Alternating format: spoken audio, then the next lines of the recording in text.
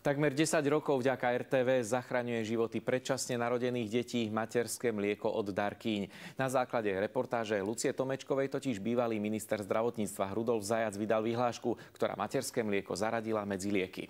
K jej výročiu dostali bábätka prístroj. Ten presne určí, ktoré materské mlieko od Darkyne je pre ich život zachraňujúce.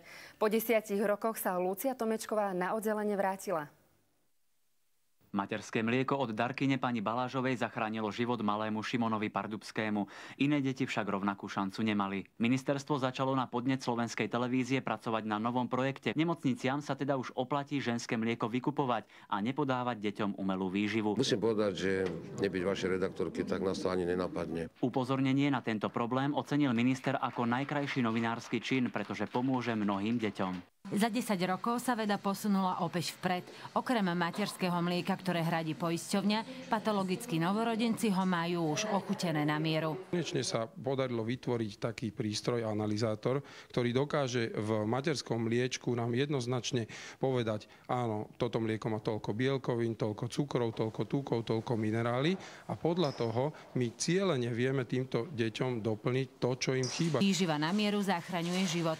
Napríklad, ak by mlieko malo veľa bielkovín, môže poškodiť pečeň novorodenca.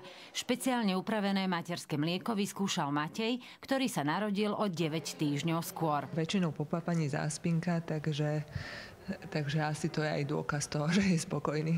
4,7 gramov tukov, 5,7 gramov sacharidov a energetická hodnota je 75 kilokalórií. Vieme na základe týchto hodnôt vypočítať presne, koľko ešte musíme pridať, aby bola výživa dieťatka optimálna. Za posledných 10 rokov zrástol na Slovensku počet predčasne narodených detí až o 30%. Každoročne sa ich narodí okolo 5000 a najrizikovejšou skupinou sú novorodenci s hmotnosťou pod 1500 gramov. Výskumy potvrdili, že práve v tých najkritickejších prvých dňoch až týždňoch života je výživa nesmierne dôležitá a rozhoduje o ďalšom neuropsychickom vývoji dieťaťa. Bábätká však často dajú personálu aj zabrať. Sotva sa vylížu z najhoršieho, okamžite začnú rozlišovať, čo im chutí a čo nie. Tam niekedy ich musíme aj presviečať, aby akceptovali aj iné. Analýza kvality materského mlieka je súčasťou hospitalizácie malých predčasne narodených bábetiek a ich rodičia sa na analýze nejakým spôsobom finančne nepodielajú.